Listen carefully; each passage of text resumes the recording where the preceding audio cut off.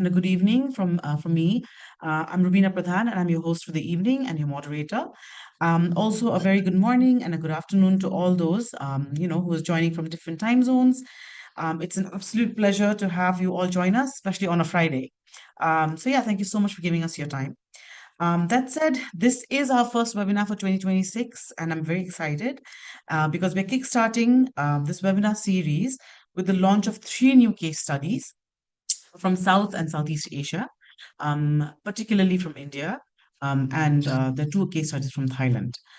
So before we begin, I'd like to wish everyone a very happy Women's Day, and also commemorating the Commission on the Status of Women, the 70th meeting. So this is a great way to begin the series with absolute powerhouses of women, who've been leading women-led restoration and conservation in their respective countries and in their communities. And just for us to be working alongside them and to, be able to help them showcase their stories, it's been an absolute pleasure, and it's been really fascinating for me to learn about their work, the struggle that they've been through, the way they've navigated their challenges, and this is our way to sort of, commemorate that and hopefully encourage more women-led restoration in the future. So without further ado, let me introduce you first to our initiative. So what it means, what is the objective of the Restore Her Rights platform, what are the components we have and all of that. So the topic for today is, of course, from local action to global policy, documenting women-led restoration, and its launch of three case studies. So before we begin, there are a few house rules. Please turn off your mics when somebody's presenting. It's just respectful, and it also helps helps us avoid different kinds of sounds and ringing in the background. There's also live interpretation available. So in the banner down below, you will see a global icon. That says interpretation. If you click there, you can choose your interpretation from English to Spanish and French. Today, we also have Thai interpreter. Thank you very much, Ravadi, for this, for sort of setting this up. It's absolutely wonderful. Then we are also being streamed live on YouTube. So, for those who wanted to join but could not, please do share with your peers that this is being streamed live, and the recording will be available on our Women for Biodiversity YouTube channel. And of course, there is also the banner down below, you'll also see, two icons. One is the chat box that is specifically for us to say hi, hello to each other. Please use that as freely as you want. But there's also another icon, similar icon that says Q&A. Please put any questions you have in the chat box below, because when the presenters are presenting, we will not be able to take questions then. We will leave our questions to the end, and hopefully we'll be able to get them all answered. Of course, now about the initiative, we have the Restore Her Rights initiative. It has, of course, four objectives. The main one being, how do we make this gender responsive? How do we talk about restoration and conservation? How do we talk about making it, gender focused, right? So the first thing, of course, is to promote rights so that we can advocate for policies that are more gender responsive, programs that are women focused, specifically for indigenous women and marginalized women in communities. So that we are able to restore their access to rights and restoration initiatives. We want to celebrate and amplify, the impact of women driving these changes, especially in social, cultural, and economic progress globally. And this is what exactly these case studies talk about. This is why we're launching it and, giving them a platform because we want to celebrate their work. We also love to collaborate. This is a space for learning, for dialogue, and knowledge exchange. Not just amongst community members and activists, but also amongst scholars and amongst development practitioners, policymakers, organizations and communities, and of course, even government, actors. So it's a wonderful way to collaborate, come together and collaborate. And finally, our work also provides, community members and of course, organizations with tools and resources and capacity building initiatives to empower women. And of course, their allies, right? To advocate for their rights, of course, and to contribute to collective progress. So these are our core components. A major one is that we are an advocacy hub. We lead a lot of campaigns and we have a lot of partnerships that advocate for women's rights, access to, land rights, access to, rights and especially in international commitments. We also focus on storytelling.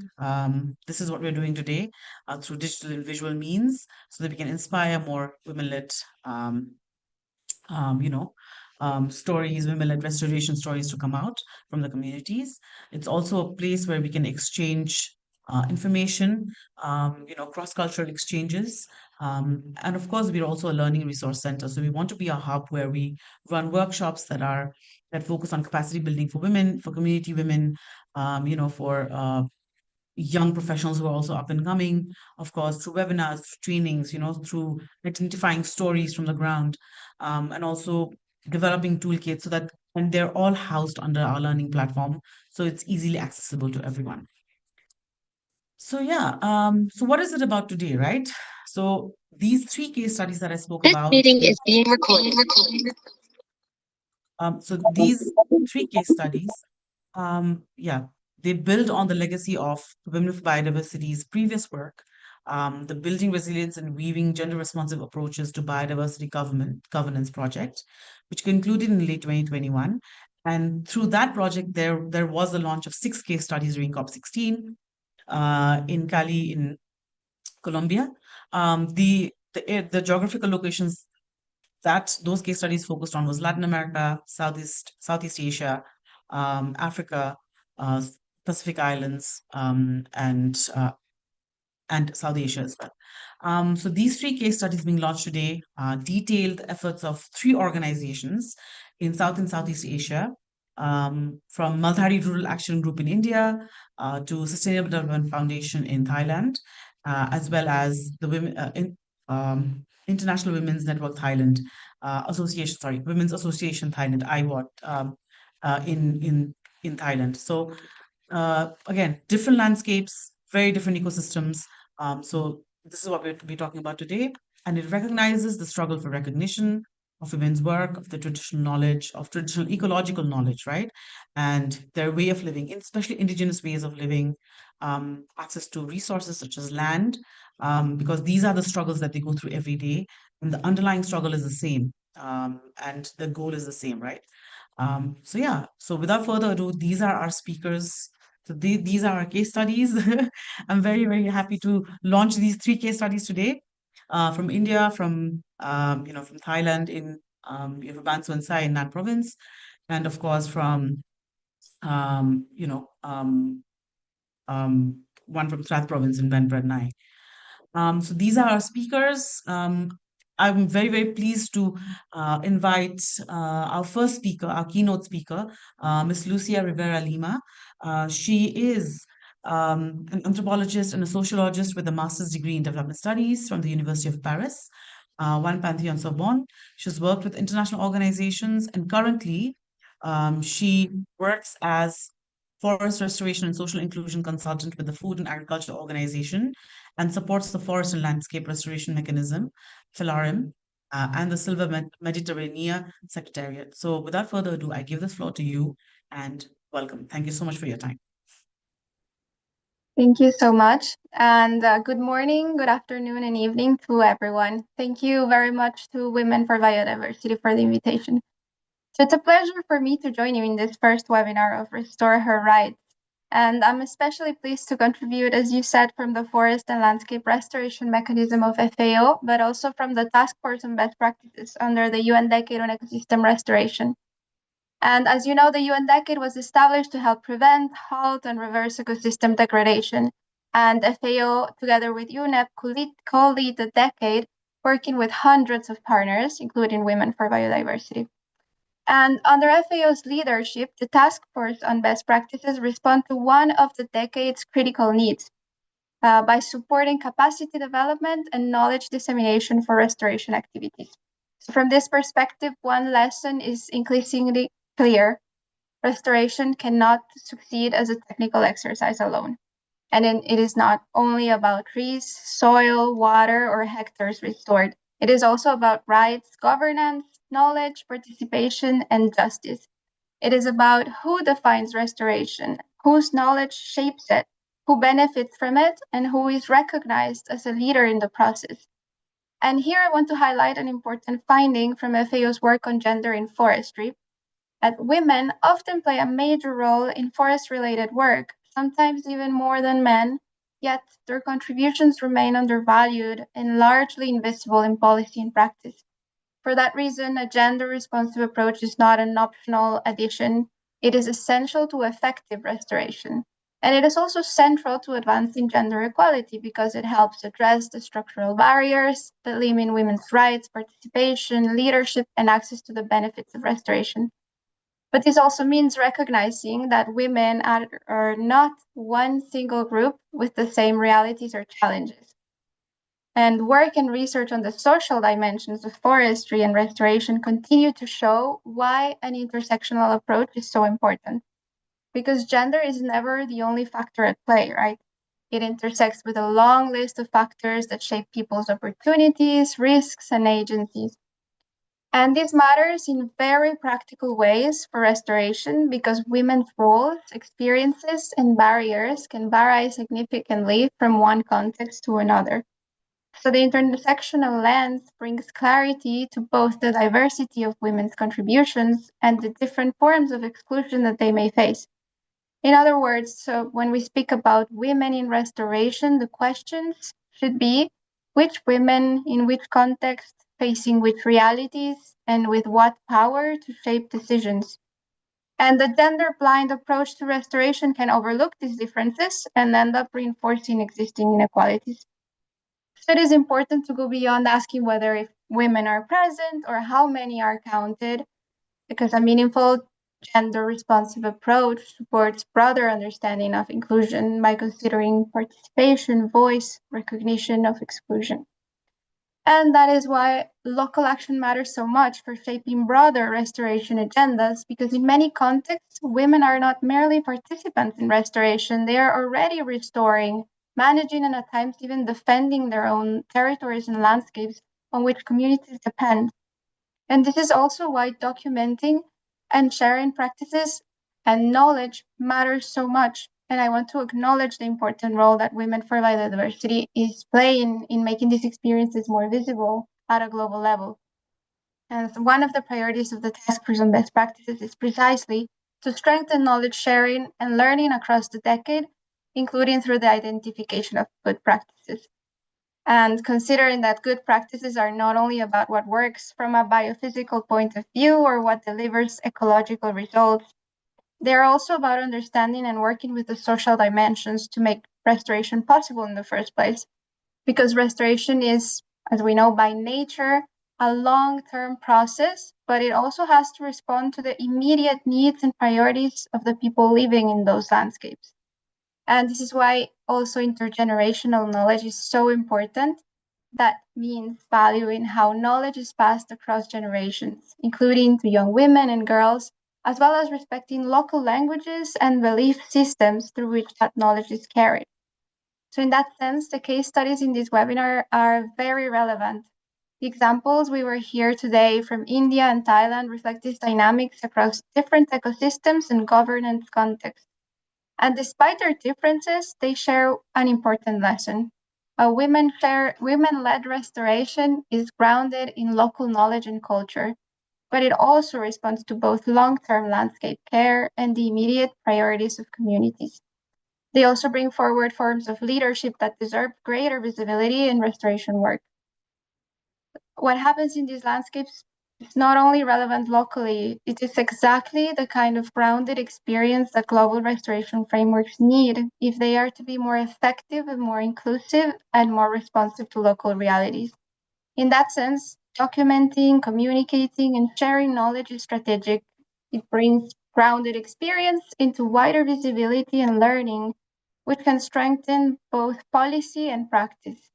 It also asks whether restoration frameworks truly recognize and support women's leadership as right holders, knowledge holders, and decision makers.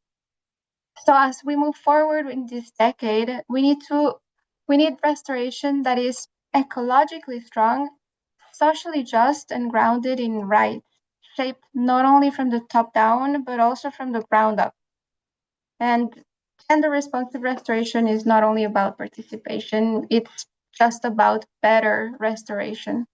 And I think this webinar contributes very much to that effort. So thank you again to Women for Biodiversity, to all the speakers and the case study partners, and to everyone for joining us today. So I look forward to the presentations.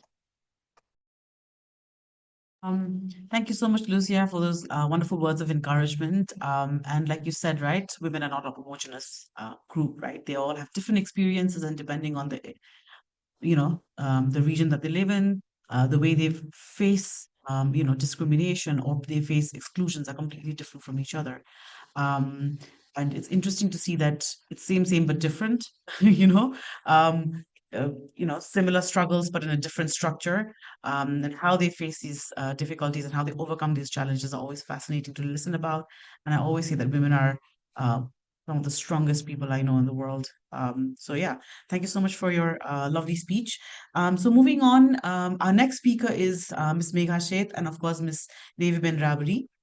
Thank you very, very much for joining us today. So 𝗀𝗃𝗃𝗃 is a development communication practitioner at Malhari Rural Action Group, Marag, India. Um, and she works with pastoralists and marginalized rural communities in Gujarat. Her work focuses on land rights, land restoration, and strengthening women's leadership in natural resource governance. And of course, 𝗀𝗃𝗱𝗶𝗹. She's from Women Pastoral Land Management Committee, India. She is part of the Gujarat's Rabari pastoralist community. She herds cattle, sheep, and goat. And she is a community leader herself and a women's mobilizer. And she works at village and block levels. By supporting women and pastoralist families on issues like pastoral land conservation, legal awareness, and government scheme access. So she bridges policy implementation gaps by engaging with the community and representing their voices to government departments and collaborating with, public servants like health workers, gram sevaks, and paralegals. She chairs the Dabda Women's Pastoral Land Management Committee as well and facilitates village pasture restoration. So yeah, please, Megha, take the floor, and we look forward to hearing from you. Thank you. Thank you so much, Robina. And thank you so much, Restore Her Rights campaign for this opportunity to present women's land governance work at the global level.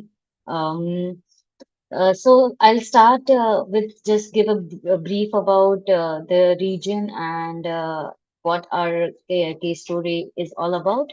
And then Devi Bin Rabari will be speaking about their experience as well, doing ongoing process of the um, special and restoration. Can I have the first slide? Yeah. So thank you, Rubina.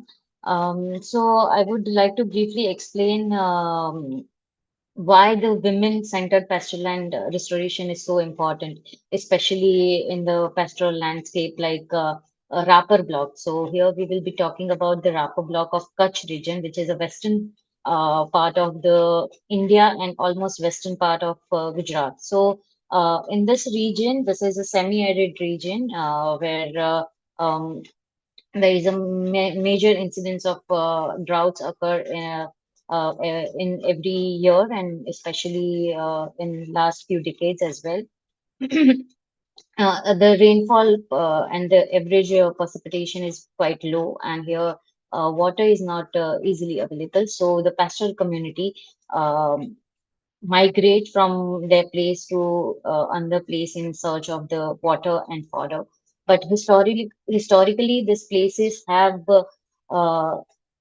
very rich biodiverse rangelands and pastures where native grasses such as damno, lapar, and hathi grass and etc. are easily available, and livestock that very rely on that grasses for grazing purposes, and the pasture communities livelihood and economy is dependent on that.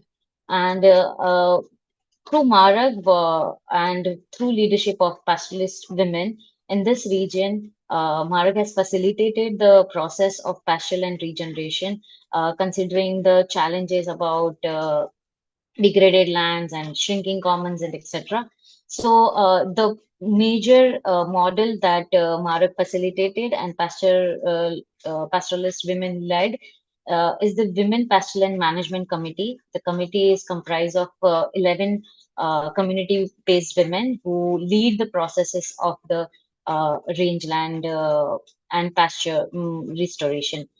Devi Ben is from the Dhabra village, and she is one of the leader from that village and the committee member and chair of that committee in the Dhabra village. And Devi Ben now will talk about more about her journey as a pastoral woman in that region, and particularly their role and responsibility in the Women Pastoral and Management Committee. Uh, Diviben will be speaking in Gujarati, so I will write it down whatever she says in English in chat box to minimize the translation time period. Diviben, તમે હવે બોલી શકો છો. તમે mute છો, તમે unmute કરશો. She will be speaking in Gujarati.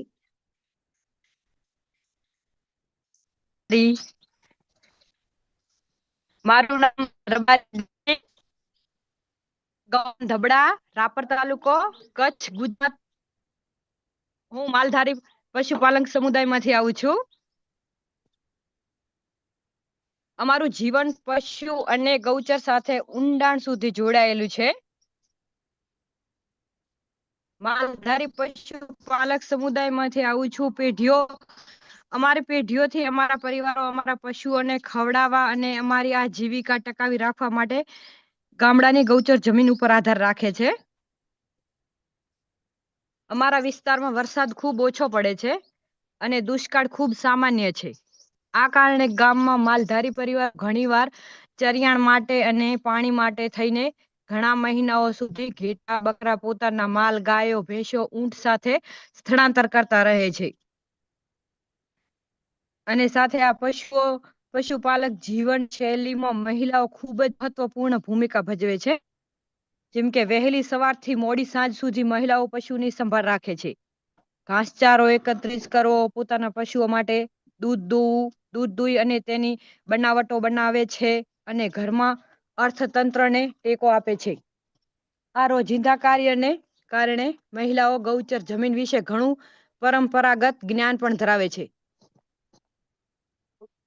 અને મારી માએ મને શીખવાડ્યું છે કે કઈ ઋતુ અને કયા છોડ માટે સારા છે.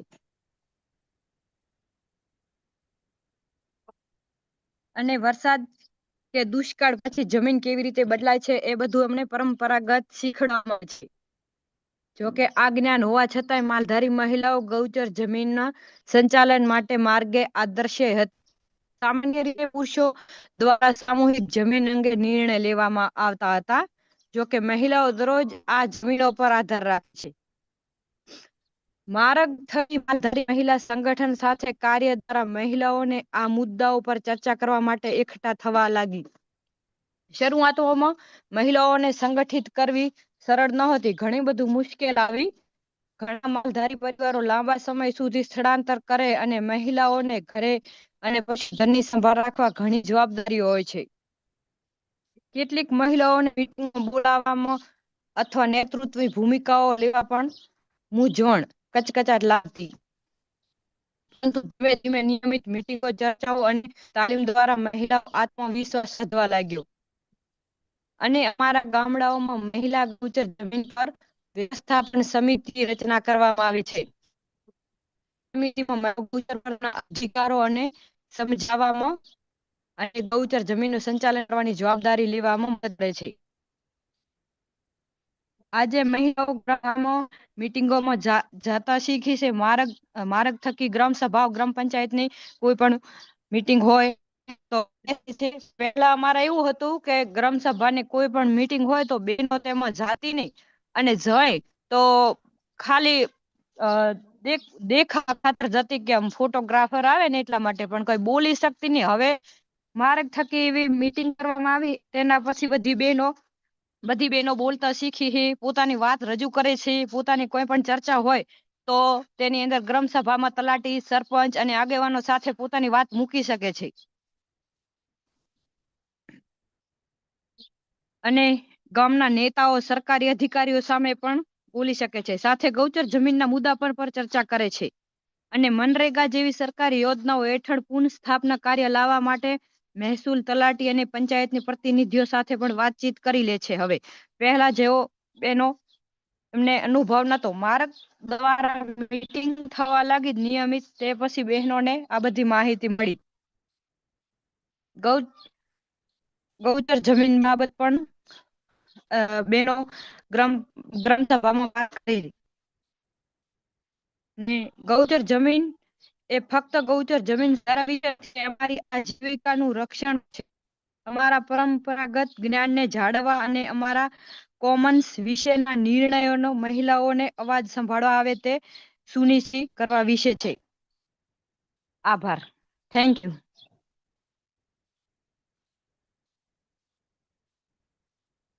Thank you so much, Deviben. What she said is that the restoration process, pastoral and restoration process is a different aspect for the community because it's not about only the leveling of the ground and removing the invasive species or etc.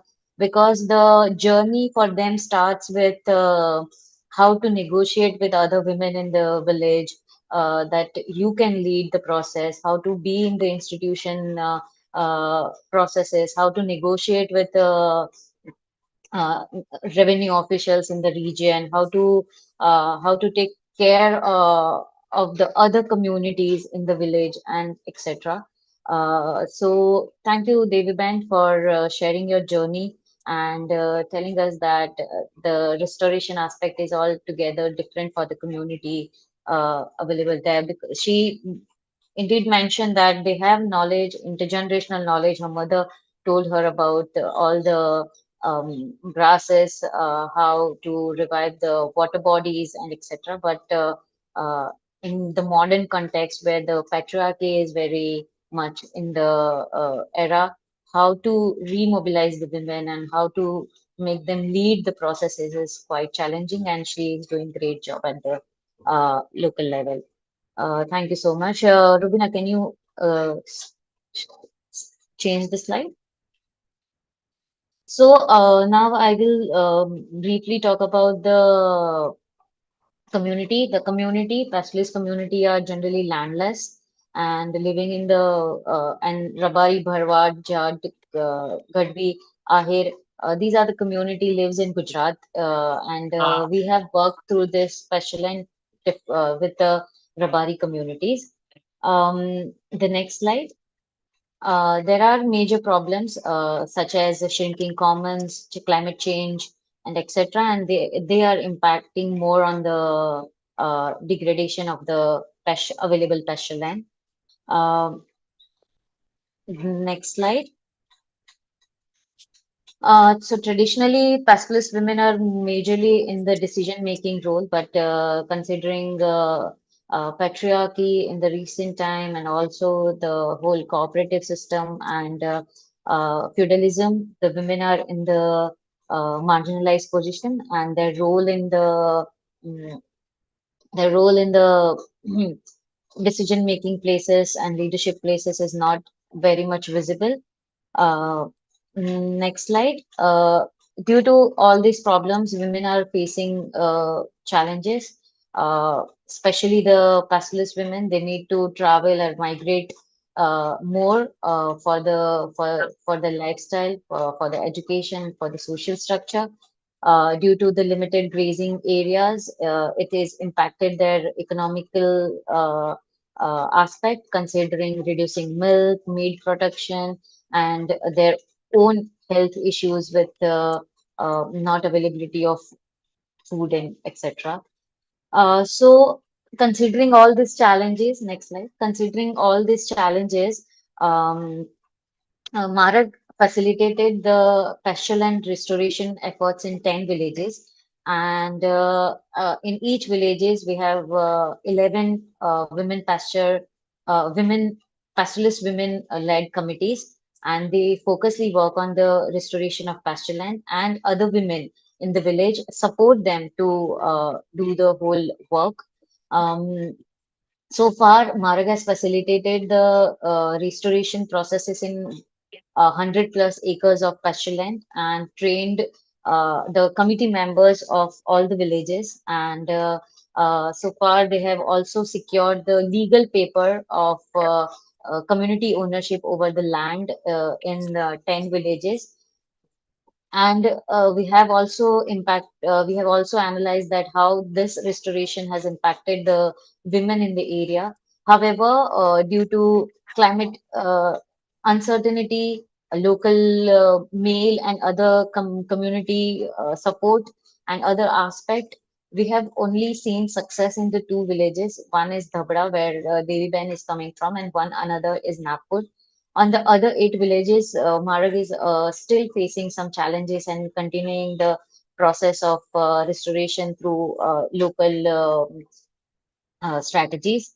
The other strategies that Marag has followed, can you change the slide? Yes, so as I mentioned, Marag has initiated the Women Pastoral and Management Committee at the grassroots, at the village level. They have adopted the silver pasture models where trees and native grasses and combination of traditional practices is being implemented on ground. We have not fully successful, but we have proposed and established one seed bank of native grasses or indigenous grasses are out there. We have also tap on the pastoral knowledge system, especially from the elder women. And we have also did some intergenerational dialogue where elder women are passing on the knowledge to the communities and to the younger girls in the region. We have also successfully converged with the panchayat and government departments and collaborated with the local available schemes, as David Ben mentioned, like Manrega and etc., for the sustainability of this model. We have traditional grasses and all this technology, especially the uh, GPS mapping and etc., was also done and trained. Coming to the last slide, the impact. Uh, the role of pastoralist women, especially in as the traditional identity, being the keeper of the pasture, and in the modern context, they are reviving those pastures and contributing to not only their family's food sovereignty, but community and globally, they are contributing to food sovereignty through it. And they are also are the guardian for the biodiversity conservation, and through this, they are implementing this. Few are next slide. These are few. Pictures that how the pasture land looking before the women are into the action. Then they have initiated the process where they collected the next slide, where they have collected the um, legal recognition from the revenue department for restoration efforts. Next slide.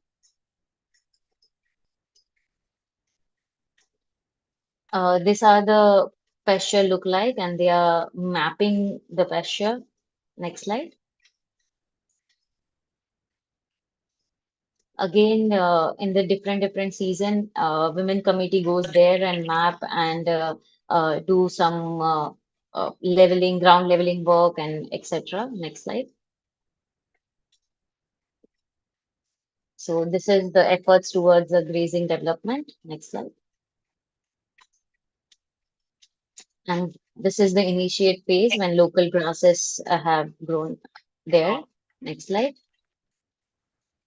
And this is how this pastures look today. Thank you so much to listening to me and Devi, and apologies if I took some more time. Uh, Happy to give answers to all your questions, and uh, thank you so much. This is another movie on this efforts. If we have time, we can see that movie as well. Thank you so much, and kudos to all the pastoralist women in the village and committee members who are leading the processes in the governance and institutional manner. Thank you so much. Thank you so much, Megha and Devi Ben, for your wonderful presentation.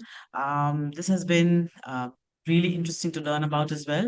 And regarding the video, Megha, if you just share with us the link, you can just share it on the chat box actually, so that people can watch it on their own time. So yeah, I mean, it's very fascinating to see that traditionally, Maldhari women, or at least pastoralist women, had a lot of, decision-making power in their homes, right?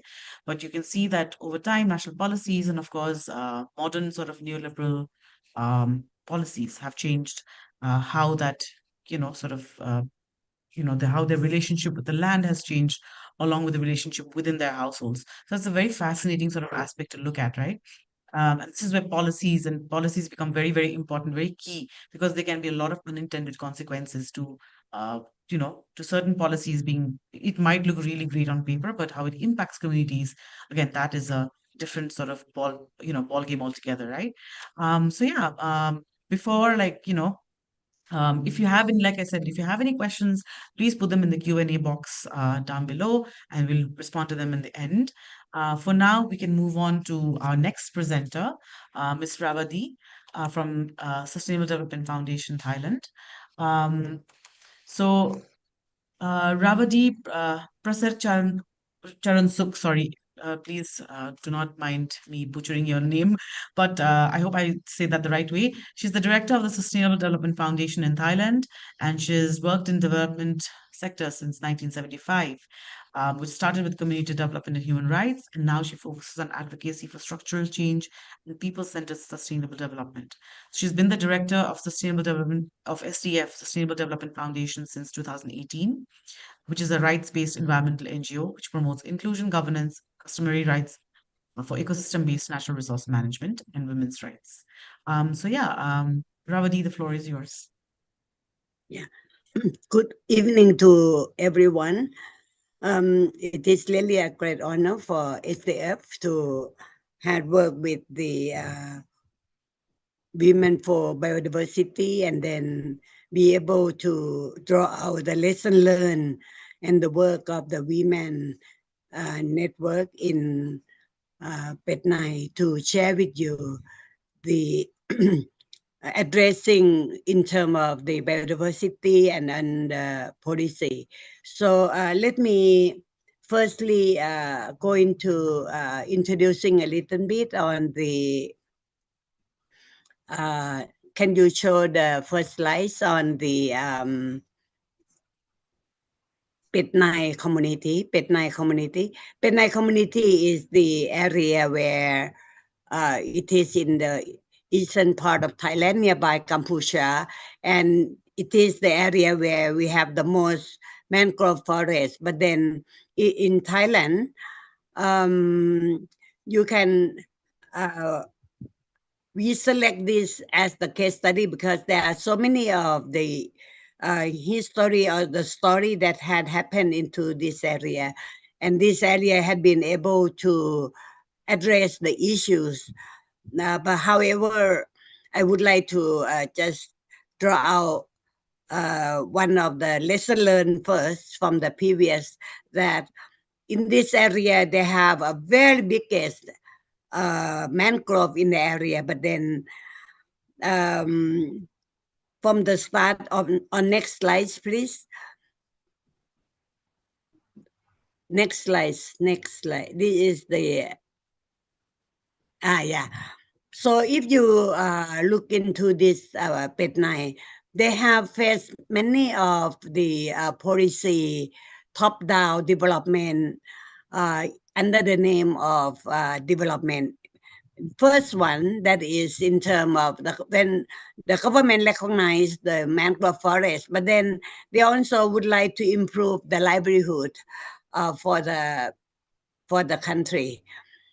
So they are promoting a kind of mangrove concession for charcoal, and then from that that was almost 50, 60 years ago, and so many the outsider, the investor come in, and then they get concession from the government, and the forest had been destroyed. Many of the big trees had been cut, so that is physically destroyed the mangrove forest in the area. And as you know, women had been a person who are working hand in hands with a man, and then her care economy look after the food, look after the welfare, and at the same time she also have the role of going not by boat but then going to the nearby resource area, capture the animal from the mangrove forest. In Petnai is catching the crab for selling. And so that is the way she earn income. So many in this community, it is not very big, but then more than 60% of the household very much rely on food, household food, and also income from the mangrove. But then when the government get into mangrove concession, it is according to the term or the MOU that they had made with those who come and then have MOU on the concession. The government are not allowed to get into the forest, so that really getting very difficult for the family in Pretnai to secure their food, and but then at the same time it's very much difficult to earn income because women because of her past the value system in Thai society, women not supposed to really go to school and then have opportunity to improve her knowledge. Therefore, when the forest destroy, it is so difficult for her to find alternative job. So it really create a lot of burden for her and a burden for the whole family. But it is not only that. Over the period 1980, the government have another project, economic driven project in the mangrove, on affect also the mangrove.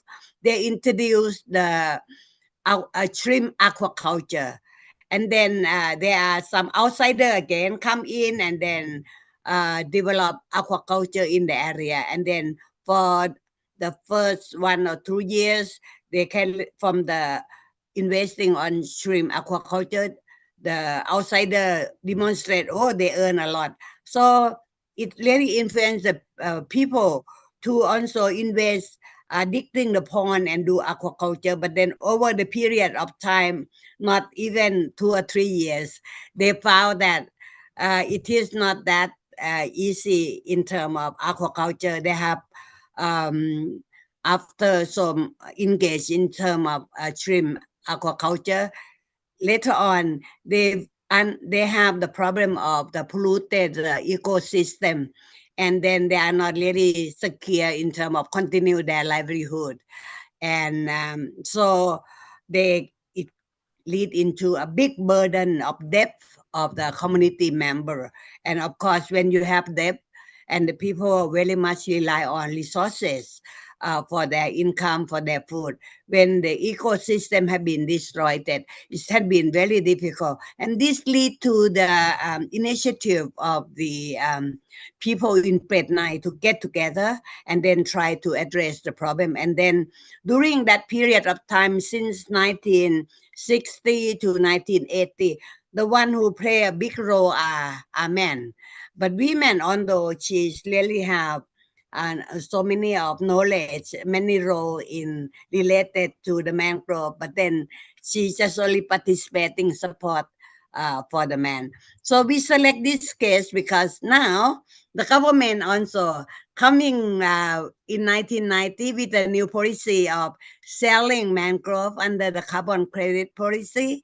But then for this time, that is the time that SDF also came. Before there are other NGO working in the area, mainly 𝗀cie𝗶𝗶, and then they have very successful of organizing people of restoring the mangrove after destructive destroy on the mangrove concession and shrimp aquaculture expansion.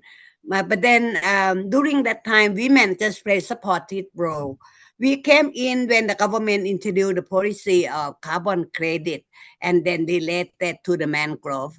And so we have talked with the people, and then at the when we work at the community, is mainly the people, the men come, and then not many women. But then since we are really aware that women are so important, so we introduce a kind of participatory, feminist participatory action research as the process to make the people themselves, I mean, aware of important that we have to make women invisible and but play active role in management or dealing with the problem. So I think that is the start. Can you show to the next slide on 𝗙𝗹𝗶𝗹? Yeah. So in this time now we have this is the work that SDF have been supported also by APWLD, promoting feminist participatory research, in which very much try to make the people aware and important of women, and make the women themselves also aware of their own role, and then the effect and the impact from destructive or the loss of degradation of the biodiversity. So in the process, maybe I would like to take a little bit time. It is very effective working process that under this process we have really ensured that the women have to target to be accessed and then being part of the discussion. We start by draw out the lesson learned from the past experiences, and then try to also see the link between the past experiences and the situation of the women that had been facing at the present with the new carbon credit. Whether draw out from the past whether or not it would be increasing burden to women, and it really would not only loss of biodiversity, but then widen the inequality between men and women. And when we make the stakeholder analysis and make a mapping, and also make a kind of draw out the lesson learned. So from the process that we target women to be part of the understanding, discussing, not only with a man. So it had really give an opportunity for women to realize that, yeah, this is an issue that they're not supposed just only to try to, okay, when biodiversity of the forest had been disappear, we have to go and work something out. But then they now have the encourage that they have to do something together to address the issue of the carbon credit. And then from the series of meeting and discussion where men and women are together, gradually it get into the conclusion that, okay, this is something that we have to draw out the lesson learned and then work together to address the issue of the climate change policy. So when the women aware, and when the women learn, and then when they're really aware of the effect and impact to the resources and what will be happening to their family and then the new generation, they become, it's really a process where we have promoted number of women participate, and then from active participation of the women themselves. So at the end, the community accept to organize the working group, and then the women had been selected as the leaders to address restoring of these mangrove forests. So and then they start talking how to do that. So they start by if you look into the picture, they have from so many of the learning. They, for the next slide please. Yeah, they really see important of their knowledge of women have never been, recognized. So they have worked with the committee member to draw out from the past what had been, from their knowledge, what are different kinds of available shrimp, crab, and other kind of the animal in this area, and why disappear. And then from using or from the having the mechanism, and then try to investigate the situation from the mangrove forest, they found out that okay, they need to do something, and then in order to recover and restore the forest. So for them, when the government, they draw out the lesson learned, one of the lesson learned during the mangrove concession, the government, when they would like to restore the forest, they grow only the fast growing tree.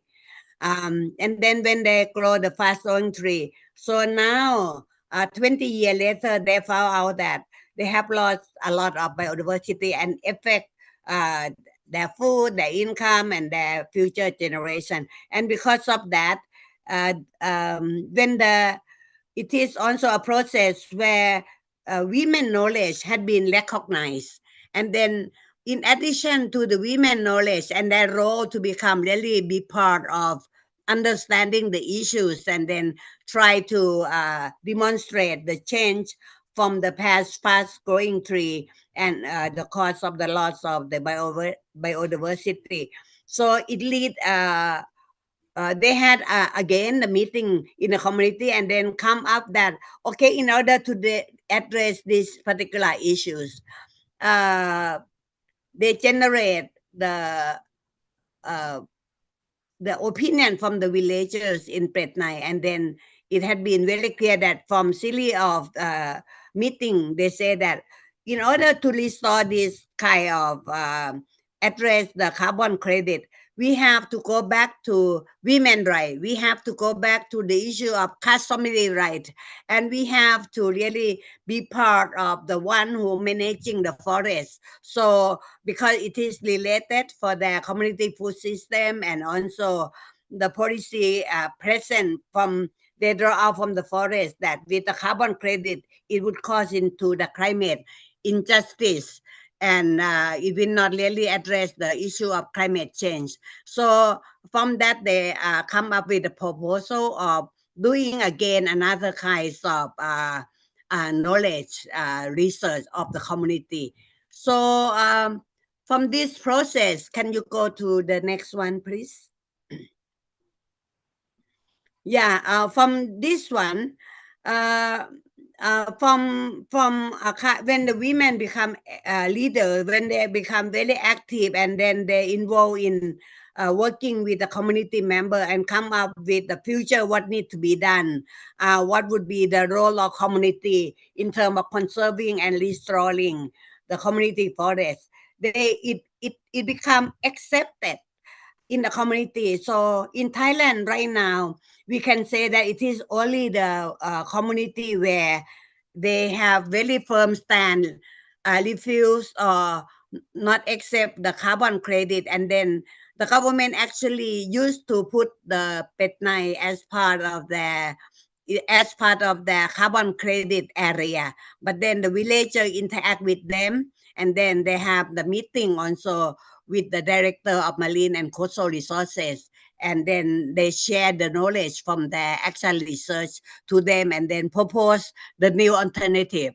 So right now, their proposal to the Department of Marine and Coastal Resources has been accepted by the Department of Marine and Coastal Resources. So they are removed from the community target for carbon credit of the government, and then the government also support them to draw out to really make their own community continue the research. In order for them, they expect that the research that they are going to do in collaboration with the many the scientific, and also with the man in that community and with the NGO, the government expect this kind of new research initiative will give them the knowledge and information to address the policy of carbon credit and mangrove. So this is one of the it is not totally successful, but then the process itself have helped visibility of women. It have helped recognizing the knowledge of women. It also have increased their role and increasing their capacity to develop new knowledge, leading not only for restoring the mangrove in community, but at the same time linking for the policy change. So now it become a really a kind of a model where we are now sharing also with the network. There are a number of network now interested, and then they are also in the same process to continue doing uh, a kind of community participatory research in order to link for the policy change. So I think that is the within 10 minutes, that is what I can share. But then hopefully this case study proved that for them, mangrove restoration must move beyond carbon credit. What they advocate is community customary right, and it has to address the issue of inequality between different sex, and also promoting participation of new generation. And in the process of working together, it can really lead for the more big macro impact of the country. So I think this is something, the situation at present. So I hope that we will continue sharing, we will making the progress, keep track with them, and then share with the women for biodiversity on the outcome after they're going to do the second round of 𝗙𝗹𝗶, what we call 𝗙𝗹𝗶, to really prove that their assumption is the right assumption, why carbon credit is the false solution. So that would be the sharing from 𝗙𝗺. Thank you very, very much for an opportunity. Thank you so much, Ravati, for this wonderful presentation. And of course, your case study is very fascinating to me as well, because it helped us, you took us through a history of what 𝗙𝗺 the community has gone through, right? In terms of all the kind of policies that have been implemented, and that has, in a way, used or maybe misused the mangrove ecosystem, right? And how it's impacted the ecosystem, because there's been a lot of loss of, species. And that sort of really also highlights how, you know, like I said earlier, that national policies do not, sometimes these policies have a certain goal that might not necessarily translate to positive community outcomes, and that's an unintended consequence that comes from poorly designed policies that do not consider community members as very, very important stakeholders, and especially women, because like you've highlighted, and like Megha has kindly highlighted, and Devi Ben has kindly highlighted, women are the stewards of ecosystem restoration a lot of the times. They have all of this traditional knowledge, which in current context is not necessarily given the due importance that it should be given, right? So this is really fascinating work. This is amazing. And I know that we are also running short of time, so I think let's move on to now 𝗙𝗺's presentation. So 𝗙𝗺 is, you know, so she'll be presenting to us about reviving traditional Hmong crops, and talks about food security in, in the Ban Suan Sai area in the Nan province in Thailand, which is of course in the northern Thailand towards the highlands.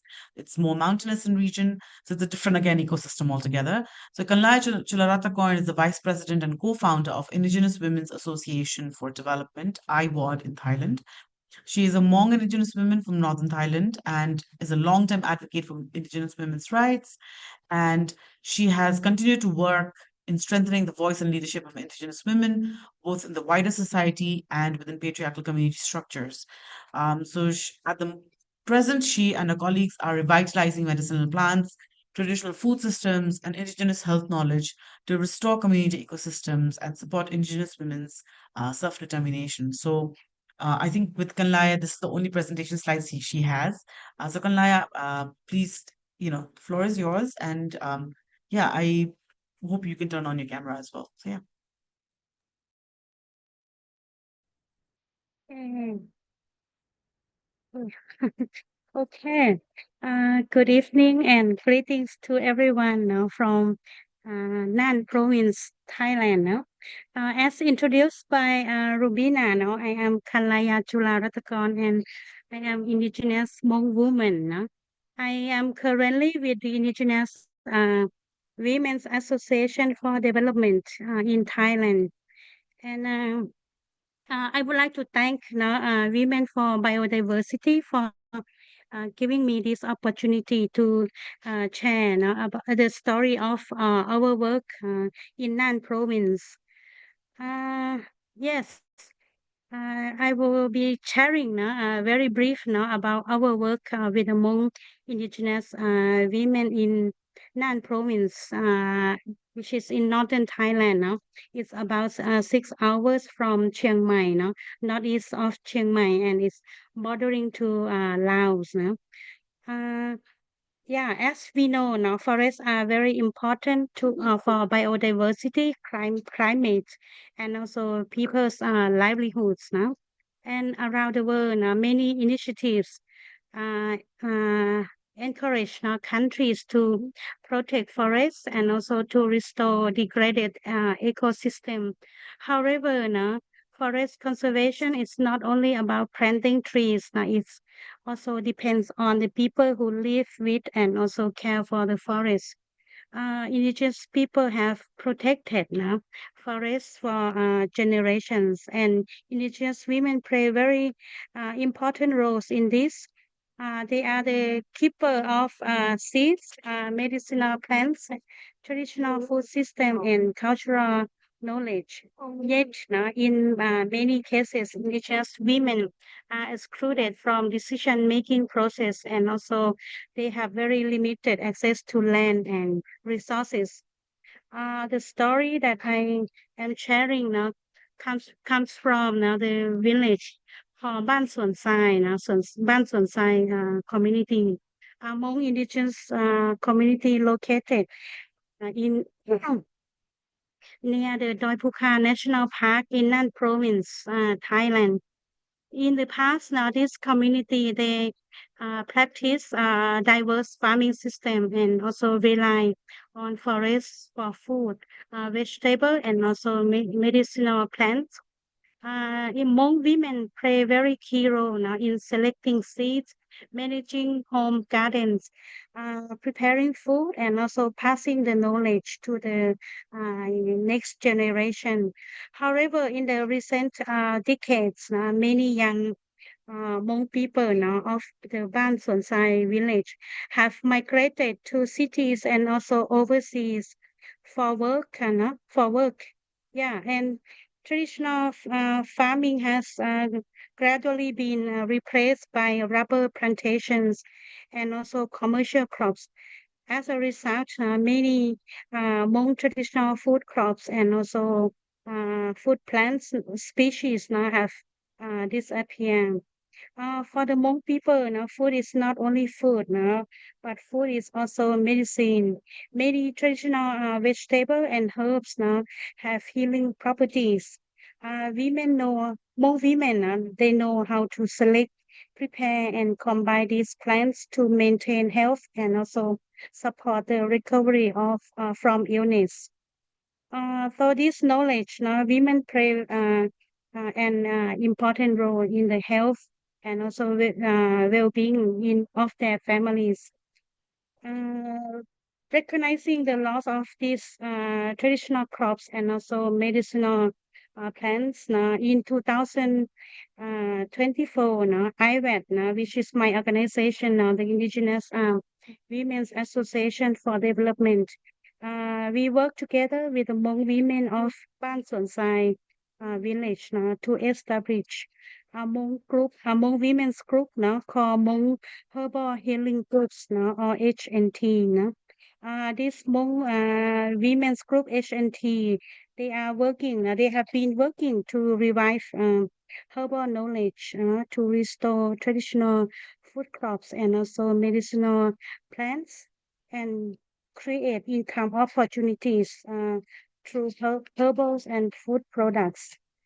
At the beginning, many of the Hmong women in this village, they were very hesitant to participate in our activities because they were very busy with their household responsibility, and also they lack confidence.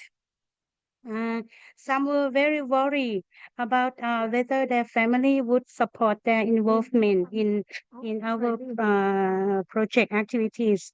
However, as the group started sharing knowledge, planting medicinal plants, and producing herbal products, more women became uh, interested and began to participate in our activities.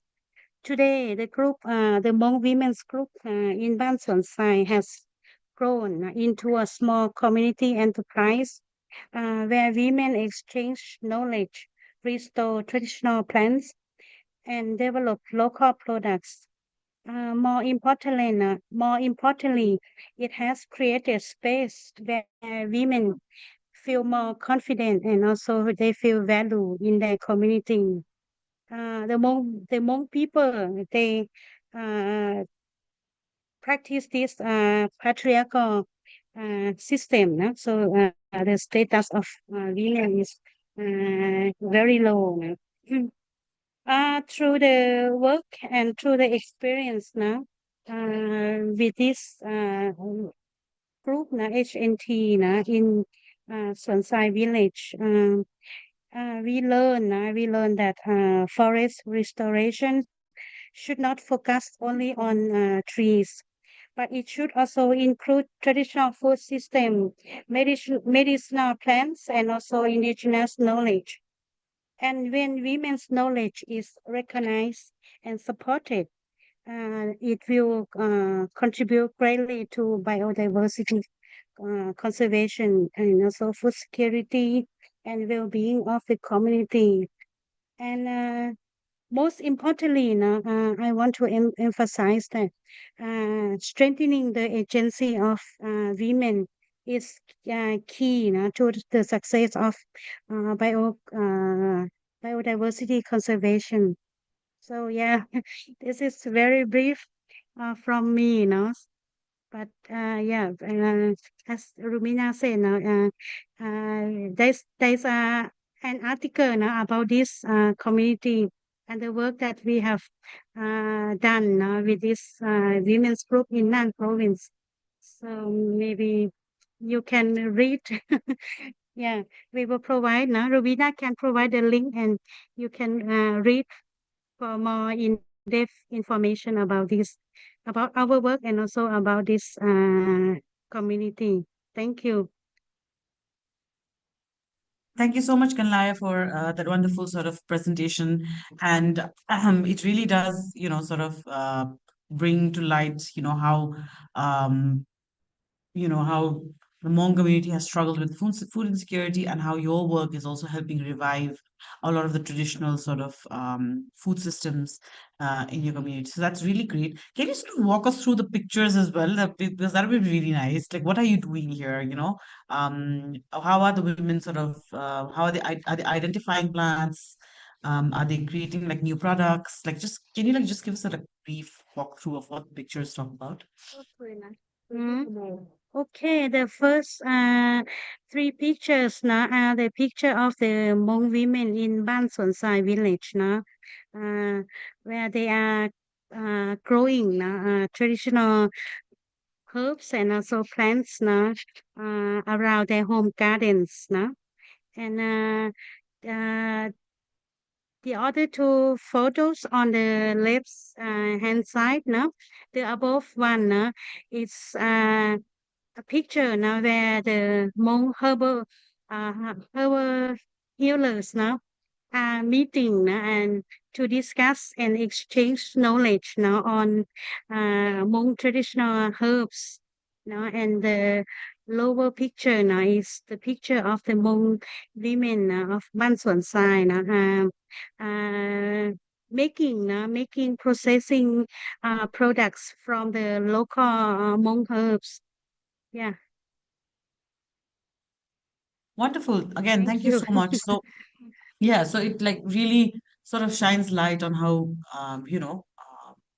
there's a lot of things happening, right? There's a lot of policy issue as well. At the same time, there's been migration of young people who are moving away from traditional farming, for different kinds of economic opportunities, and that sort of also brings to light how, you have, who do we pass on this knowledge to if there's no young people in the villages, right? So, and again, the question is also, then how do we sort of engage them now in sort of encouraging them to come back to their roots, perhaps, and also, how do we engage them in trying to revive these food security systems? And these are very important questions to have, right? So, before I move further, I would like to present this space to our participants. If there's any questions, please sort of, please add them to the chat box if that's easy for you, or in the question and answer box below. Please do not hesitate, because this is a really great space where we can actually have like interesting questions. I know I have one question that I really want to ask, but I just want to first see if there are any participants who have any questions. Yeah.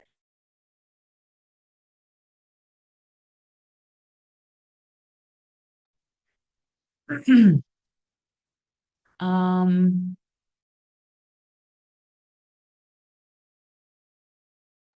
so I do have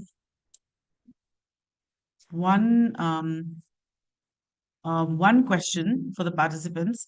That is, when you are working in such a space, right? When you're working in communities where, well, there are certain social structures and your cultures, so, and certain social cultural sort of norms that sort of define the way you work and define your roles in the community.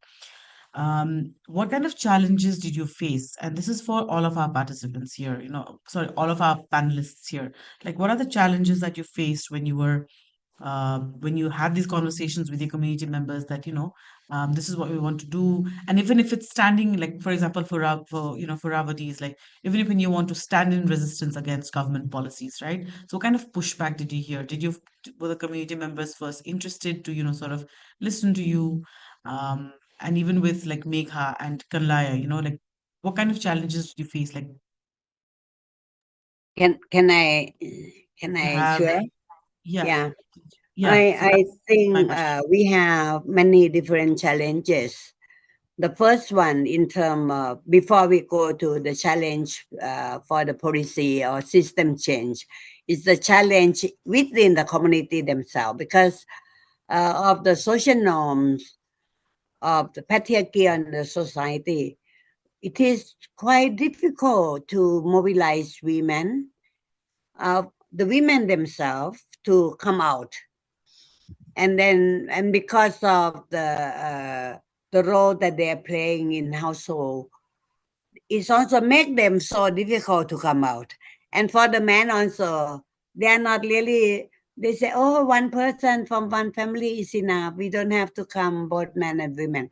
So to deal with this kind of social norms and encourage them to a way important that this is the issue that everyone, men, women, new generation, older generation, have been affected. And so to make a change, so not we should not have only a half of men who are mostly a leader to come out. So this is also a little challenge, not a little, a big challenge also, to really make them value of themselves and value of the other different sex, and then try to allocate time or find time to have everyone to be, in a meeting to talk and to discuss about that.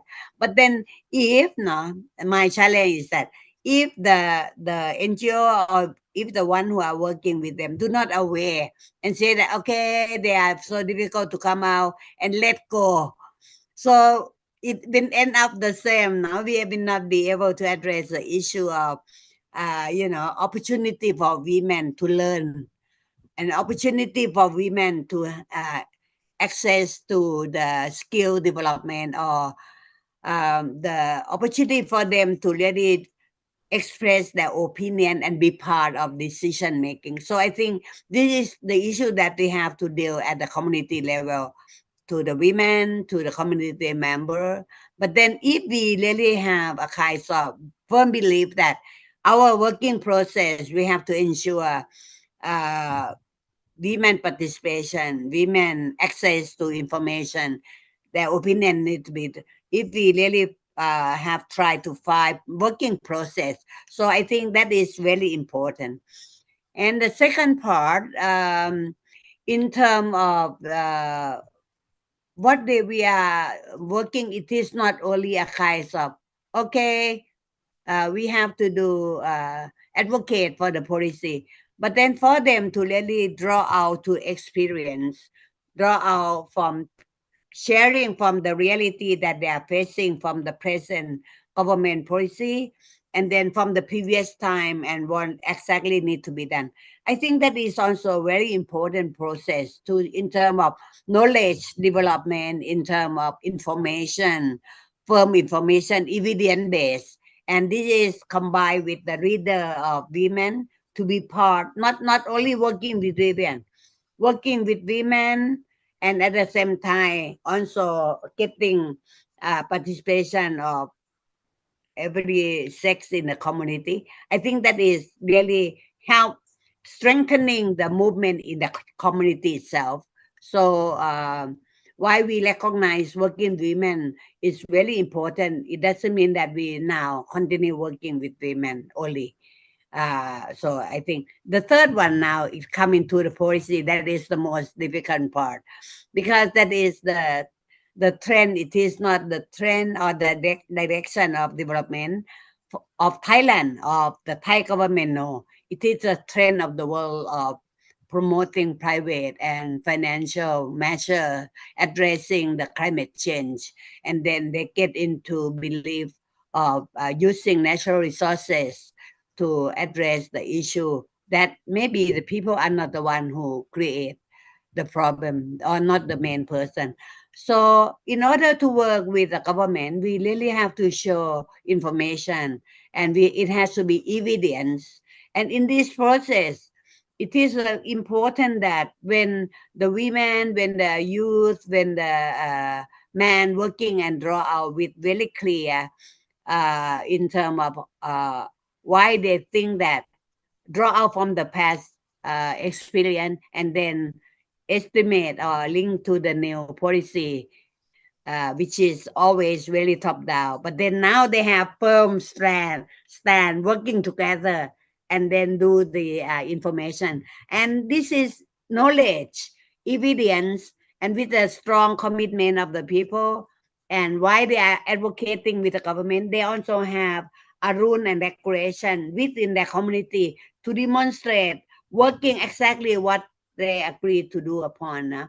So I think this is something that would help leading for the policy change, and then linking with the network is really important, because mangrove and carbon credit, it is not happened in Petnai. It happened everywhere, the whole coastal resource in Thailand. So sharing and learning among the women network very important, and from learning and sharing, it also encourage other community also there or have the courage to try to do also, so it become more strong networking for the policy and advocacy. And my last part, this is the process, that it is not one activity, one short activity and finish. No, it has to be really firm commitment, continuing doing. And so I think this is something that important, that it has to be a firm commitment from the people themselves, from the movement, and also for one who are working with them with very clear objective. So these are some uh, the process that can address meaningful participation, addressing equality and empowerment, recognition of local knowledge, and also the action for transformation can happen. It cannot only happen by say alone by itself without all of what I have shared. Thank you very, very much. Thank you, Ravati. Megha, do you want to go, or Kanlaya? Yeah. Let's keep it short I because can. we are running out of Yeah, time.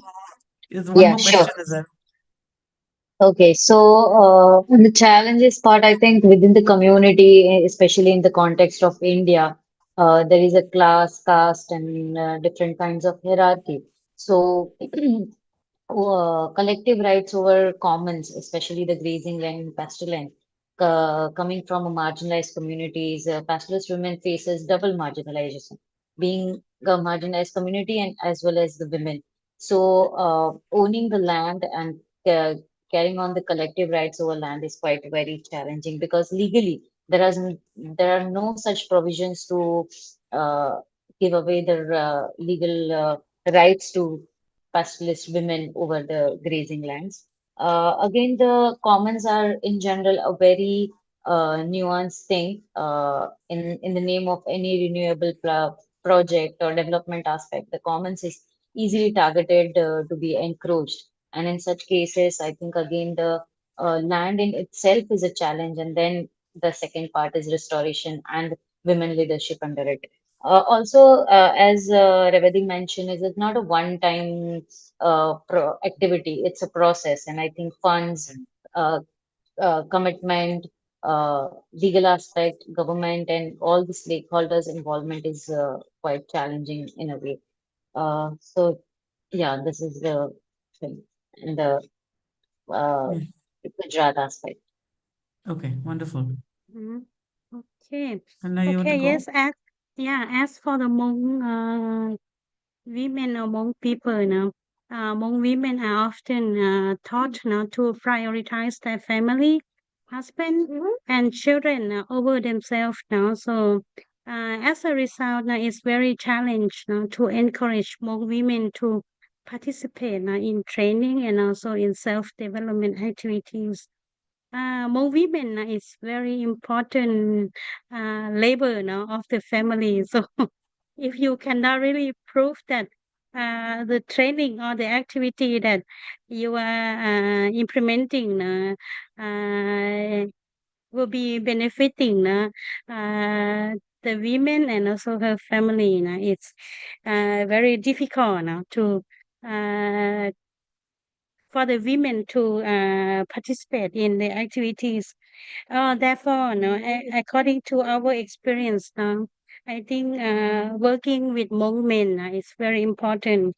Working with them, involving them in our activities, and also uh, proving them now that the work that we are doing, the activity that we are doing now, will be benefiting now the women and also the family in the long run. This will be one of the way now to help encourage uh, the husband, the men, and also the Hmong women to participate in our activities. Yes, thank you.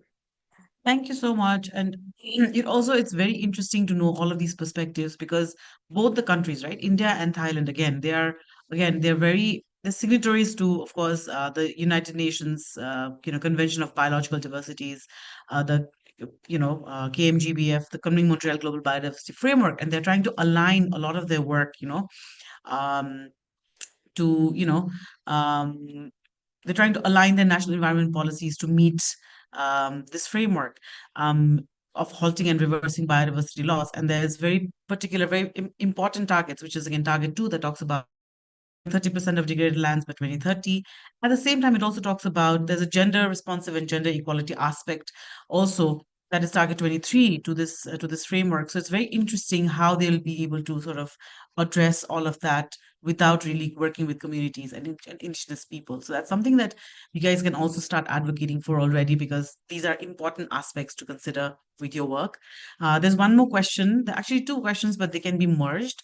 So the question is from Stella Amani, and she says, there's a need for more women organizations to access funding so they can create awareness, train, and support women at the grassroots, right? To conserve economic and medicinal plants that is going to go extinct soon. So, do women have access to these funds? And again, Heidi Mipi, she adds to this question and asks, you know, um, how when these products how to the knowledge of these plants are being protected, a lot of the times these products are commercialized, right? So is there any funding to support the production of these medicinal plants? So is this available for women who are working in this field? And do they have access to these funds? So yeah, if anybody would like to take that question, I'll be happy to. And that's the last question we'll be taking. So yeah.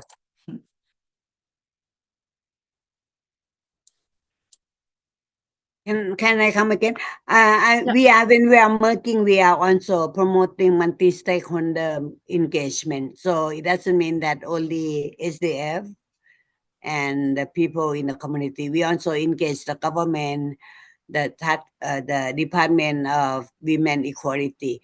So right now, after we engage with them, the government now they allocate some budget, no? Even the people when they work with the people, they appreciate, and they now, except for the people, one significant in Thailand, they are now in the process with the people advocate for customary right in management of ecosystem mangrove management, and the Department of Marine and Coastal Resources now allocate certain amount of money for the people who continue doing the work. And the second thing, we are in the process of conducting participatory action research together with Department of Marine and Coastal Resources, and they would be be one to allocate budget for the implementation of the knowledge documentation and participatory action research. And the Department of Women, Gender Equality, they called me today, inviting me to be part of the committee member of that department working on gender and climate change, and that is an opportunity to make them for the plan and also for allocate budget to support this particular. So I think this is a process. Of course, we cannot guarantee whether they will give us, but then at least we are able to develop or deal with the structure to aware of the issue of gender, and to aware in terms of support community and start recognizing customary right, and then they are in the process to prove whether okay you always somehow accuse us, let's work together and find out. So I think that is an opportunity for future and more long-term sustainability of the program. Thank you. But for NGO, we still having problem of getting money. But for the villager, yes, they are getting money from the government now. Yeah, like you said, Ravi, the funding is definitely is very crucial, and it's going to be very, very important to actually work with governments now to secure sustainable funding rather than only focusing on donors. But that said, I think we're towards the end of it. I'm sorry, I could not give Kalnaya and Megha the floor now, but we are sort of going slightly overboard with our timing. And again, thank you very much, interpreters, for your patience, and for our participants as well. Before we move on, I'd like to invite Ms. Mrinalini Rai, our director from the Women for Biodiversity, to say a few words as closing remarks. She is, like I said, she's a director and she's an advocate for environmental justice and women's rights. And she founded Women for Biodiversity to amplify women's voices in biodiversity policy, and of course, to sort of support community-led conservation and restoration in the global south and global south. So this has been really wonderful in terms of launching these 3 case studies. And off to you, Mrinalini. Thank you so much for your time. Thank you, everybody, and it's actually wonderful to be here and reconnect and see familiar faces. I'm looking at the chat, and it's also really wonderful to see that we don't only have participants from Asia, which I was hoping that there would be more in a way, but to see that the interest is not only understanding that these case studies are showcasing from Asia, to see participants from other regions of the world. So thank you so very much for taking this opportunity to joining us. Some of the things that I wanted to say, the panelists have also already shared in different spaces, but I just want to also highlight hopefully some good pathways in a way to say that there is still some light at the end of the tunnel. And I want to begin with that yes, the challenges are there, But for where we were, including even 5 years ago, at least at the policy level, at the international level, I must say that there is a very strong recognition and a growing understanding that development, either is sustainable development or it is biodiversity, living in harmony with nature, or it is looking at land degradation neutrality or addressing climate change, will not happen if policymakers, anybody on the ground, does not really not only acknowledge but recognize the rights of women to engage and be part of the decision making. And as Women for Biodiversity, we are a very, very, very, very small part of that. But we are happy to be able to make that contribution from our side, what we can.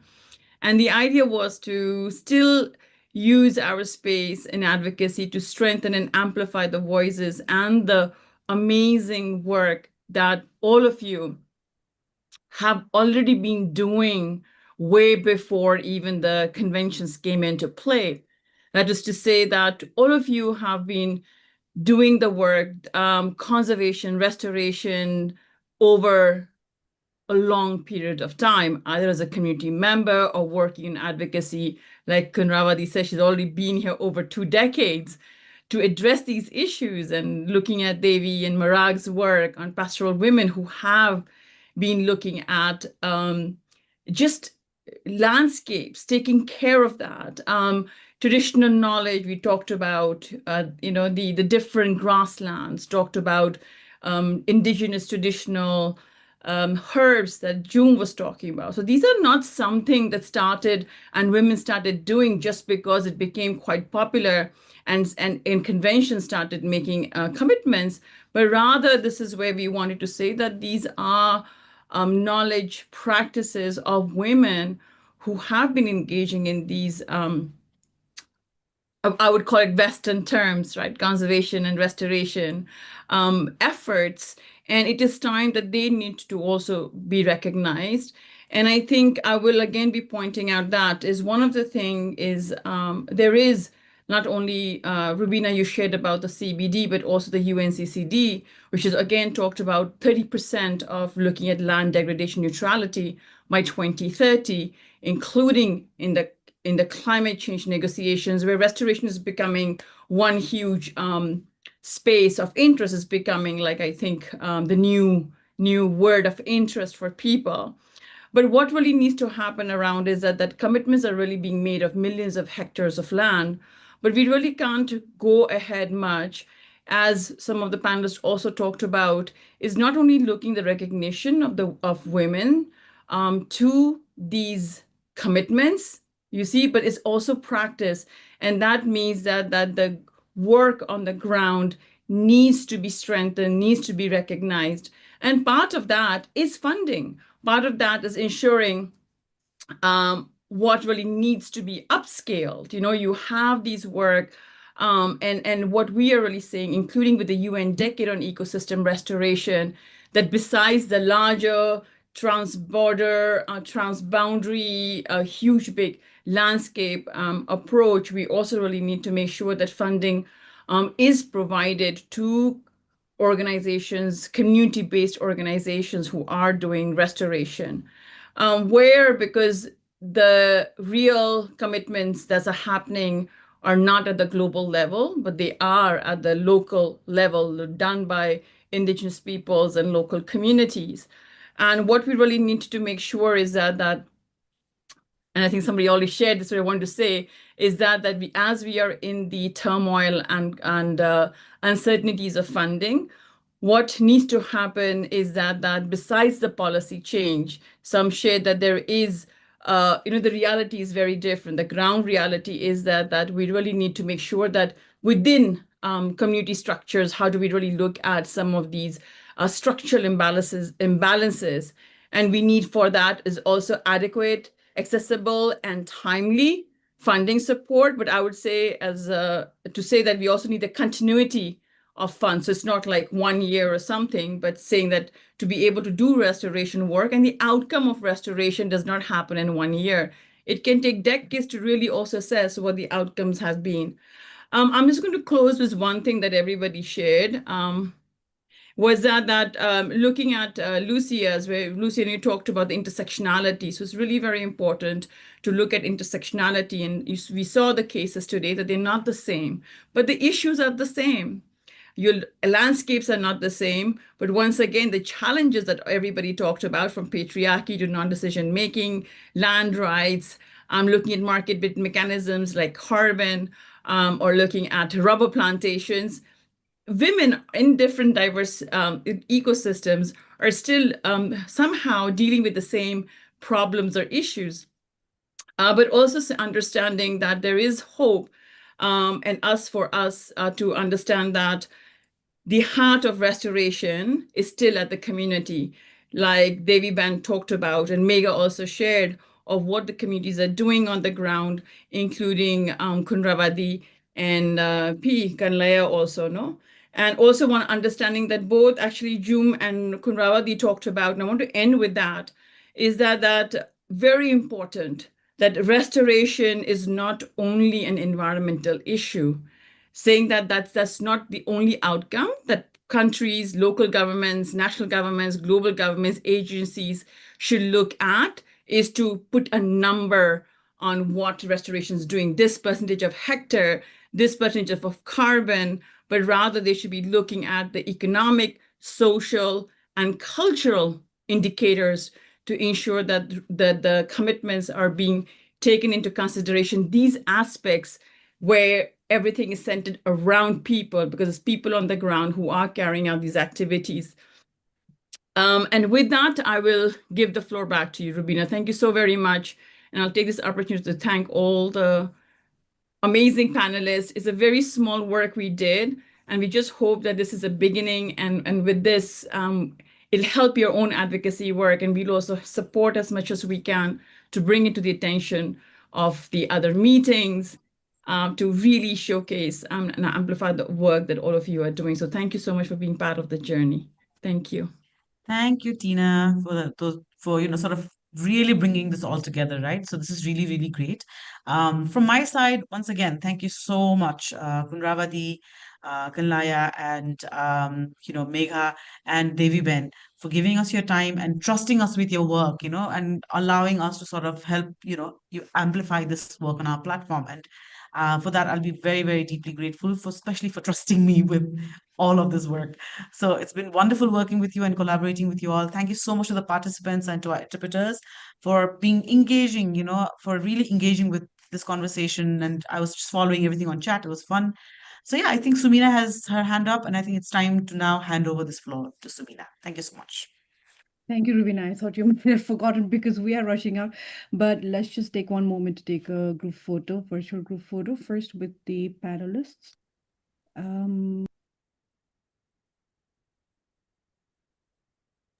Just give me a second. Yes, I was. Ravati, it'll be nice to actually have your camera on. My camera, I cannot open my camera.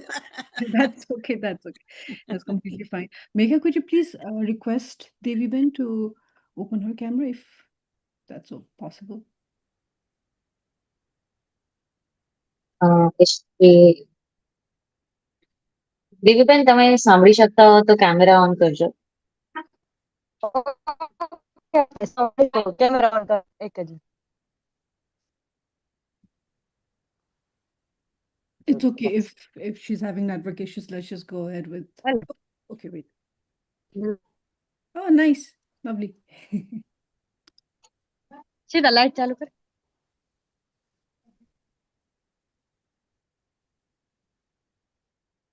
Just waiting for. Okay, anyway. All right, panelists, if you could look into the camera and smile, please. In 3, 2, 1. I open another one so I can open to. Okay, have you seen me? Just a second. Sorry. Okay, one more time. 1, 2, 3. 1, 2, 3. And now I'm going to remove everybody and take one with all of us.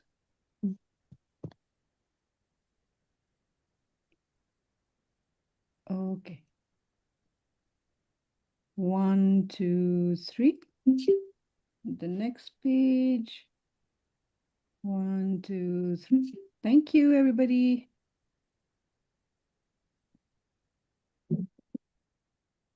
Thank you, everyone. Good night. Good Have a lovely night, day. Thank everybody. you. Thank you.